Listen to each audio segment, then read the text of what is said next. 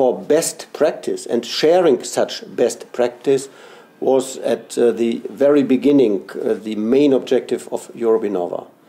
But soon we were not satisfied just with that, because we immediately discovered that something like best practice doesn't exist, and we moved from sharing best practice to developing better practice. It required some more moral suasion to move from sharing best practice to developing better practice, because this required more commitment, required investing more into European initiatives and not just looking around for what is available. Here I think we had to take the lead, and we had also to provide the incentives to make this happen.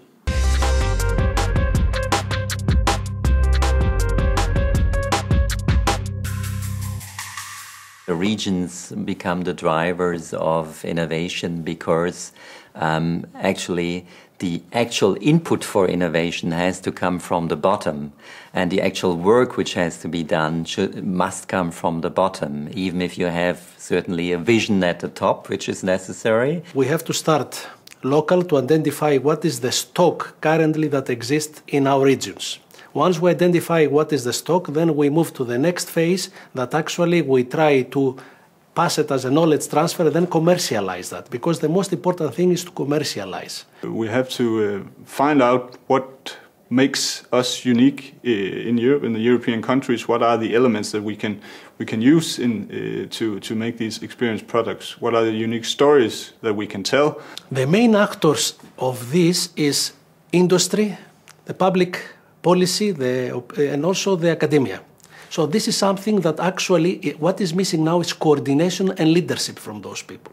But the main people that we need to take them in our boat is actually the citizens, so we can see what the market needs. In the future, the focus will not just be on the engineering skills, the technological designs, but also very much on how you tap into your users, how you involve the human side of the design process.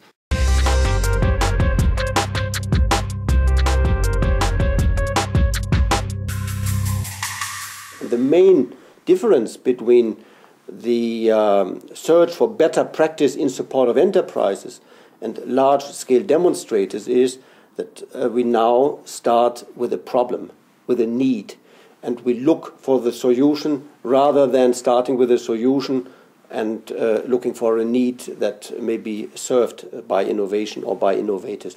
And this is indeed a fundamental shift in our approach, and we still have to learn how to put this into practice. There are a lot of challenges with scaling up small-scale prototypes into regional developments, large-scale demonstrators. One of the main ones is obviously funding. How do you actually go about funding one of these types of demonstrators? But also you need to actually demonstrate there's a need for the demonstrator. When we go to large demonstrators, we need big players to come then on the board. But big players, as we know, a lot of them are not only big, they are also complacent. And they are not used to innovate. So how do we bring them on the board? I think about electricity companies, for instance, or public transportation companies. We really have to show them the benefit they can get if they are part in such a project. Over the last 10, 20, 30 years, we've been very good at creating documents that say this is what a region should do, this is a spatial strategy, this region should be doing this, this and this. But actually I think the time has now come to actually start taking those documents and actually creating prototypes and throwing them into live environments. And that's when people can come in and say, I didn't know you were doing that, I can actually adapt that, and this is how you can improve it into maybe a new sector you hadn't even considered before. Impact measurement has really advanced in the last decade a lot. There's a lot of scientific discussion going on there. So we have a lot of numerical scientific research doing that, but on the other hand, for large-scale demonstrators, there is no obvious concept. So we would need to develop something really which is like measuring impact on the one hand, but which should be connected to learning and advancing really the project. We want to have high impact of large demonstrators because they do not exist for themselves. They exist because they should be copied, they should be seen by others. they should change societies and make better living for a lot of people.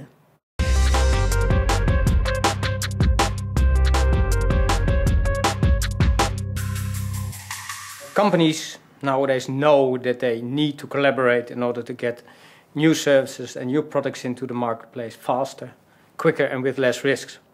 They know that they need to do so, although not everybody knows how to do so. And that's something that that many companies are still working on. And it's not only about companies, it's also about public-private collaboration, because the synergy between ideas in public companies as well as private companies can be very big when it's about collaboration or getting new ideas into the market. So smart innovation to me is not just about crafting a big thing with people offsite. It is about involving the people who need to do the change. Means that smart innovation needs to employ tools for collaboration, for integrating people, for knowledge flows. In order to do that, there are lots of tools provided by the web, basically accessible for everybody, such as innovation contests, innovation marketplaces, and innovation communities. You can do a lot with that. To help the region to develop this smart specialization strategy, the European Union are setting a smart specialization platform that will allow the regions more or less to collaborate and to put together the same challenges, economic, societal and global challenges that they are facing in order to help to develop this kind of economic transformation strategy. In my humble opinion, it's very difficult to predict the areas in which collaboration or regional growth should take place. I think it's more up to the companies and people in those regions to determine what they're good at. And there are many examples of that in many different themes in many different regions. So it's not so much about pinpointing what themes are relevant, it's about getting the people to recognize what they're good at and exploiting that in a better way.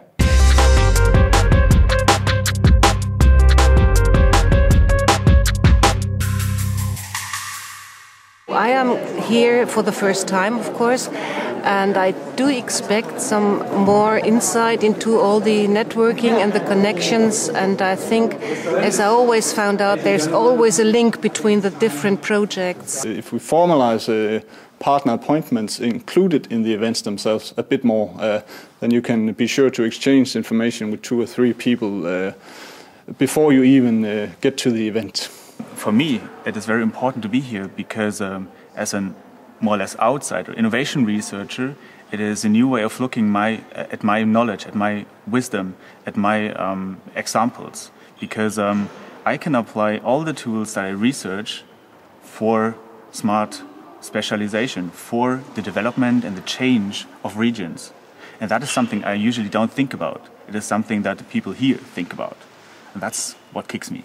Networking is fundamental for our projects, but probably the main problem is that we do not meet enough during the year. We just meet once a year in a big event, and this is not enough at all. We should organize probably smaller events and more time during the year. One of the big issues to me still is whether or not we should take the concept of region very seriously. Because nowadays, with the internet connecting everybody, it's often much more important that companies or organizations have a joint interest than that they are from a certain region. So don't take the word region too seriously, but focus on the fact that companies want to collaborate on a topic and have a joint interest there. Because then a region can be a part of the Netherlands, it can be the Benelux, but maybe even the region will be Europe itself, competing with the rest of the world.